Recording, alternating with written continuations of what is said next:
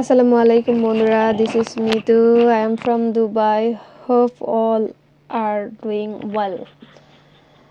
So বন্ধুরা, আজকের ভিডিওতে আজকের টপিকটি একটু ডিফারেন্ট। সেটা হচ্ছে যে আপনি দুবাইয়ের ভিসা পেয়ে গেছেন, এখন আপনার করণীয় কি? চলুন ডিসকাস করি দুবাইয়ের ভিসা পাওয়ার পরে আপনার করণীয় কি, এটা নিয়ে আপনি চিন্তিত। বাংলাদেশ থেকে অনেকে হচ্ছে ভিসা পাওয়ার পরে আমাকে নক দিচ্ছেন। তো এই কাজগুলো আমি ধাপে ধাপে বলতেছি, আপনাকে প্রত্যেকটা জিনিস কিন্তু মনোযোগ সহকারে শুনতে হবে, আর এটা মনে রাখারও চেষ্টা করতে হবে। আপনারা আবার একই কোশ্চেন দুইবার করবেন যে আপু, দুইবার আর করবেন না এই ভিডিওটা দেখার পর।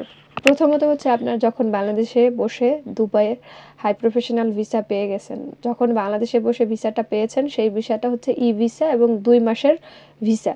সো যখন 2 মাসের ই ভিসা পাচ্ছেন তখন পরবর্তী প্রস্তুতি হচ্ছে কি, আপনার বাংলাদেশ থেকে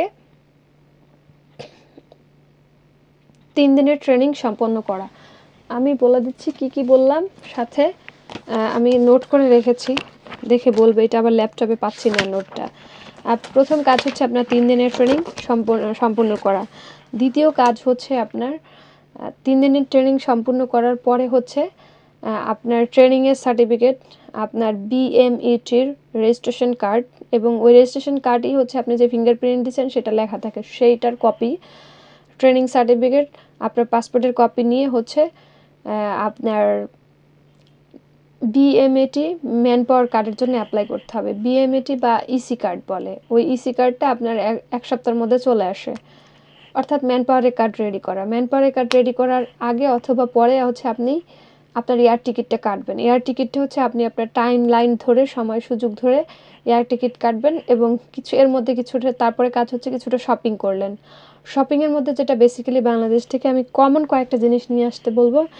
আপনার ব্ল্যাক শুজ, ছেলেরা বা মেয়েরা যাই হন কেন, ব্ল্যাক শুজ লেদারের, মেয়েরা লেদারের শুজ, ছেলেরাও লেদারের শুজ, এটা 2 জোড়া নিয়ে আসবেন। ব্ল্যাক সকেটস এবং ব্ল্যাক শার্ট দুইটা নিয়ে আসবেন।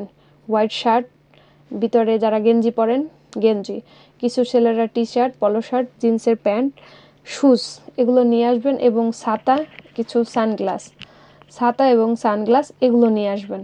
আর বাকিটা আপনার ব্যক্তিগত প্রয়োজনে আপনি কি ব্যবহার করেন, কি স্পেশাল জিনিস, এগুলো নিয়ে আসতে পারেন। এই কয়টা জিনিস নিয়ে আসবেন, কারণ এই কয়টা জিনিস অনেকে আবার নিয়ে আসেন না। আপুরাও অনেকে আসেন, এসে জব খুঁজেন, জব পান না। আর যদি কারো ব্লেজার স্যুট থাকে, ব্লেজার স্যুট নিয়ে আসবেন, কারণ অফিসিয়াল জবের জন্য এখানে স্যুট পরাটা অনেক বেশি ইউজ করা হয়। আর যদি আপনার না থাকে, এখানে এসে কিনে নেবেন, কারণ বাংলাদেশের তুলনায় আমার এখানে স্যুটের দাম অনেক কম মনে হয়। আর ব্র্যান্ডেডগুলো তো অ্যাজ ইউজুয়াল আমার হচ্ছে H&M থেকে আমার মানে স্যুটগুলো কেনা, তো আমার কাছে এটা তুলনামূলক সস্তাই মনে হয়। তো চাইলে আপনারা কিনে নিতে পারেন ব্র্যান্ডেড হচ্ছে ব্লেজারগুলো, স্যুটেরগুলো, এইগুলো হচ্ছে আপনাদের প্রয়োজনীয় থিংস। এটা নিয়ে আপনারা ফ্লাই করলেন। ফ্লাই করার সময় বাংলাদেশ ইমিগ্রেশনে যেগুলো অ্যান্সার করে দিবে সেগুলো সুন্দর করে, যেগুলো কোশ্চেন করবে অ্যান্সার দিবেন। এবং ওরা অবশ্যই আপনাকে ইমিগ্রেশনের আগে চেকিং করবে হচ্ছে আপনার ইসি কার্ড বা ম্যান পাওয়ারের কার্ড আছে কিনা, সেটা শো করবেন, ওই কাগজটা দেখাবেন। শো করবেন বলে কার্ডটা তো আর আপনার হাতে দিবে না, কার্ডটা আপনার লাইক বাংলাদেশের এনআইডি কার্ডের মতোই, ওইটার একটা পিডিএফ কপি আপনার ইসে আসবে, মানে বিএমএটির হচ্ছে পোর্টালে আসবে, ওখান থেকে ডাউনলোড করে প্রিন্টেড কপি নেবেন। ওইটা আবার অনেকে বুঝেন না যে কোনটা কার্ড। আমি কি বলছি, ওই কার্ডটা পিডিএফ কপি আপনাকে এনআইডি কার্ডের মতো দিবে, কিন্তু ওইটা পিডিএফ কপিটা আপনি প্রিন্ট আউট করে একটা পেজে নিয়ে নেবেন। ওটা আপনার হাতে কার্ড দিবে না, জাস্ট পেজটা প্রিন্ট আউট করে নিয়ে আসলে হবে। এক সাইড প্রিন্ট আউট করে নিয়ে আসবেন ইমিগ্রেশনে। তারপর ইমিগ্রেশন শেষ, ফ্লাই করে দুবাই আসলেন। দুবাই ইমিগ্রেশন কমপ্লিট করবেন। অবশ্যই আপনার কোন কোম্পানিতে আসছেন, কোন লোকেশনে থাকছেন, লোকেশনটা সুন্দরভাবে বলবেন। কোন ডেজিগনেশন আপনার, স্যালারি কত, এগুলো জিজ্ঞাসা করতে পারে। কোন কোম্পানির নাম সেটা জানবেন।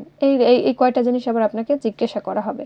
সো এগুলো মুখস্থ রাখবেন। আপনার স্যালারি, কোন কোম্পানিতে যাচ্ছেন, কোম্পানির লোকেশন কোথায় সেটা জানতে হবে। তারপর তো আপনি আপনার নির্দিষ্ট ঠিকানা বা লোকেশনে চলে আসবেন।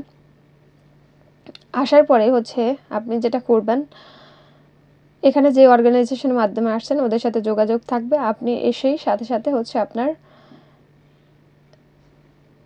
ইয়া দিয়ে ফেলবেন, মেডিকেলটা দিয়ে ফেলবেন, আসার পরের দিনে দ্রুত মেডিকেলটা দিয়ে ফেলবেন। আর সাথে একটু বাংলাদেশ থেকে প্রাথমিক পর্যায়ে আমরা যে নাপা এক্সট্রা বা যে মেডিসিনগুলো খাই সেগুলো নিয়ে আসবেন। বায়োমেট্রিকটা দিয়ে ফেলবে, সরি মেডিকেলটা দিবেন, মেডিকেল রিপোর্টটা নিয়ে যাবেন। আর মেডিকেলে আপনাদের যেটা টেস্ট করবে, আপনাদের বুকের এক্সরে করবে, ব্লাড টেস্ট করবে, ঠিক আছে? এই দুইটা টেস্ট করে মেডিকেল ছেলেদের। সো দুবাইতে আসার পর আপনাদের মেডিকেলে যে ক্ষেত্রে ছেলেদের মেডিকেল সেন্টার আলাদা থাকে, মেয়েদের মেডিকেল সেন্টার বা মেডিকেল রুম আলাদা থাকে। মেডিকেলের ক্ষেত্রে আপনাদের টেস্ট করা হবে ব্লাড টেস্ট এবং বুকের এক্সরে টেস্ট করা হয়। আর যখন আপনারা মেডিকেল দিতে যাবেন অবশ্যই একটু গেঞ্জি টাইপের গেঞ্জি পরে যাবেন, মানে রিল্যাক্স ড্রেস পরে যাবেন। মেডিকেল রুমে গিয়ে আবার আপনাদের ড্রেস চেঞ্জ করা হয়ে থাকে, বিকজ ওরা আবার একটা ড্রেস দেয়, সে অ্যাপ্রন দেওয়া হয়, আপনি মেডিকেলের অ্যাপ্রন পরে যাবেন। আর মেডিকেলের ক্ষেত্রে আপনার প্রয়োজনীয় কাগজপত্র, মেডিকেল টোকেন, মেডিকেল স্লিপ নিয়ে যথাযথভাবে যেতে হবে। মেয়েদের আর ছেলেদের মেডিকেল ডিফারেন্ট হয়। এরপরে মেডিকেলের পরে আপনার কোম্পানির সাথে যোগাযোগ করে থাকলে তারা অ্যারাউন্ড 1 উইক্সের মধ্যে আপনার বায়োমেট্রিক দিবে। বায়োমেট্রিকের ক্ষেত্রে আপনার যেটা লাগবে, একটা আপনার বায়োমেট্রিক অ্যাপ্লিকেশন কপিটা আমি আমারটা প্রিন্ট আউট করে একটা কপি নিয়ে গিয়েছিলাম, এবং ওখানে নির্দিষ্ট টাইম দেয়, আপনি ওই টাইমের আগেই যাবেন। আমি একটু টাইমের বেশি, মানে অনেকটা বেশি আগে গিয়েছিলাম, ভেবেছি আমার হয়তো বা নিবে না। পরে আমি যখন ভিতরে চলে যাই, ওরা আমার ফিঙ্গারপ্রিন্ট নিয়ে নেয়। ফিঙ্গারপ্রিন্ট আমি কাউন্টারে গিয়ে আমার স্লিপটা দেখাই, মেয়েদের সিরিয়াল আলাদা ছিল, ছেলেদের সিরিয়াল আলাদা, মেয়েদের জন্য মেয়ে অফিসার, ছেলেদের জন্য ছেলে অফিসার। আর এটা একটা গভর্নমেন্ট অফিসে আমি গিয়েছিলাম।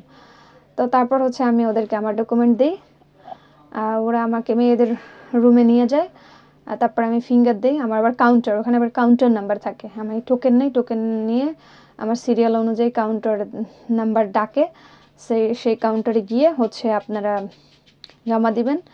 প্রথমত হচ্ছে আপনাদের হাতের এই 4 আঙ্গুল নেবে, তারপর এই 2টা আঙ্গুল নেবে। তো এই হচ্ছে ফিঙ্গারপ্রিন্টের পরবর্তী ধাপ হচ্ছে আপনাদের লেবার কার্ড চলে আসবে। লেবার কার্ড মানে হচ্ছে আপনি যে দুবাইয়ে কাজ করেন যেই কোম্পানিতে, সেই কোম্পানির আন্ডারে আপনার লেবার কার্ড আসবে। এরপরে যেটা আসবে আপনার, সেটা হচ্ছে যে লেবার কার্ডের পরে আপনার ভিসা আসবে।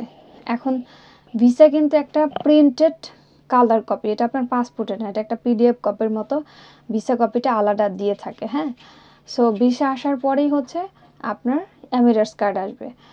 সো আর আপনি যখন আপনার কোম্পানির কাছে থেকে এই ডকুমেন্টগুলো নিয়ে নেবেন, আপনার ভিসার কপি, আপনার এমিরেটস কার্ড, মেডিকেল মানে ইন্স্যুরেন্সের কপি, দুবাই আসার পর আবার আপনার কিন্তু ইন্স্যুরেন্স করাতে হবে। ইন্স্যুরেন্স করলে আপনি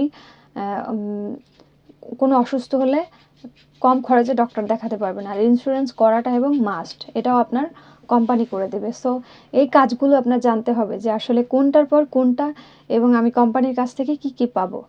তারপর হচ্ছে আপনার মেডিকেল শেষ, বায়োমেট্রিক শেষ, ভিসা চল, লেবার কার্ড, তারপরে ভিসা স্ট্যাম্পিং, তারপর হচ্ছে এমিরেটস কার্ড পাওয়ার পরে আপনি যদি ওই কোম্পানির সাথে কাজ করেন ইটস ওকে। আদার্সওয়াইজ যদি ওই কোম্পানির সাথে কাজ না করেন, তাহলে আপনি কি করবেন, ওদের কাছ থেকে এনওসি নিয়ে অন্য একটা জায়গায় জবের জন্য ট্রাই করবেন। আর এনওসি নিয়ে আপনি অন্য জায়গায় কাজ করলে ইজি, কারণ ওই অন্য জায়গায় ট্রাই করলে ওরা আপনাকে বলবে যে আপনার এনওসি আছে কিনা। তো সেই ক্ষেত্রে আপনি এনওসিটা দেখাবেন, আর এনওসিটা সবসময় পিডিএফ কপির সাথে রাখবেন, স্ক্যান কপির সাথে রাখবেন, সাথে সাথে দেখাবেন, আর হার্ড কপি নিজের কাছে গুছিয়ে রাখবেন। সো ভিসা পাওয়ার পরে দুবাইয়ের যে পরবর্তী ধাপগুলো আমি বলে দিলাম। এনওসি নিয়ে আপনি সুন্দর স্বাধীনভাবে অন্য কোনো কোম্পানির আন্ডারে জব করতে পারবেন। সো অন্য কোম্পানির আন্ডারে জব করার জন্য কি করতে হবে, দুবাইতে আপনাকে নিজের মতো করে জব সার্চ করতে হবে, অনলাইন পোর্টালে, তারপর হচ্ছে আপনার অনলাইনে হচ্ছে ইনডিড, লিঙ্কডইন, তারপর হচ্ছে নাখরি গাল্প, এই সমস্ত পোর্টালগুলোতে আপনি জবের জন্য সার্চিং করতে পারেন। আর এছাড়া হচ্ছে অফলাইন হচ্ছে কোনো মানুষের মাধ্যমে অথবা কোনো কোম্পানির আন্ডারে আপনি গিয়ে নিজে গিয়ে সিভি দিয়ে আসতে পারেন। আর বাংলাদেশের এসে অনেকে হচ্ছে দেরা দুবাইতে থাকেন, দেরা দুবাইতে না থেকে যারা ব্যবসা করেন, ব্যবসার জন্য দেরা দুবাই বেটার, এই কথাটা আমি বারবার বলে থাকি। বাট চেষ্টা করবেন সাতোয়ার দিকে থাকার জন্য, বা বাঙালি কমিউনিটির আশেপাশে, পরিচিত লোকের আশেপাশে, তাহলে জব এই সাতোয়ার দিকে একটু বেশি জব হয়ে থাকে। আর বিজনেসের জন্য দেরা ভালো। আর অফলাইনে হচ্ছে আপনি যখন কোনো অফিসে গিয়ে সিভি দিয়ে আসবেন, যদি না পারেন তাহলে চ্যাটজিপিটির সাথে সার্চ দিবেন যে কোথায় কোন কোম্পানিতে লোক নিচ্ছে, কোথায় ফিজিক্যাল ওয়ার্কিং ইন্টারভিউ চলছে দুবাইয়ের মধ্যে। চ্যাটজিপিটি আপনাকে হচ্ছে সব কিছু বলে দিবে। এই ধাপগুলো আপনাদেরকে বলে দিলাম। এগুলো নিয়েই মূলত ভিসার পরে আপনার এগুলো কাজ। যদি ভিডিওটা ভালো লাগে, ইনফরমেশনগুলো আপনার অথেন্টিক মনে হয়, অবশ্যই আমার চ্যানেলটা সাবস্ক্রাইব করে পাশে থাকবেন। আর আপনাদের পজিটিভ কমেন্টের কারণে এত সুন্দর ভিডিও মেক করার আমি একটা স্পিরিট পেয়ে থাকি বা কাজ করার জন্য। আর যারা আমার সাথে যোগাযোগ করতে চান অবশ্যই আমার সাথে ফেসবুক লাইভে যোগাযোগ করতে পারবেন। আর আমার ফেসবুক পেজ হচ্ছে SM ইতু। ধন্যবাদ সবাইকে। আর কোন ধরনের ভিডিও দেখতে চান কমেন্ট করতে পারেন।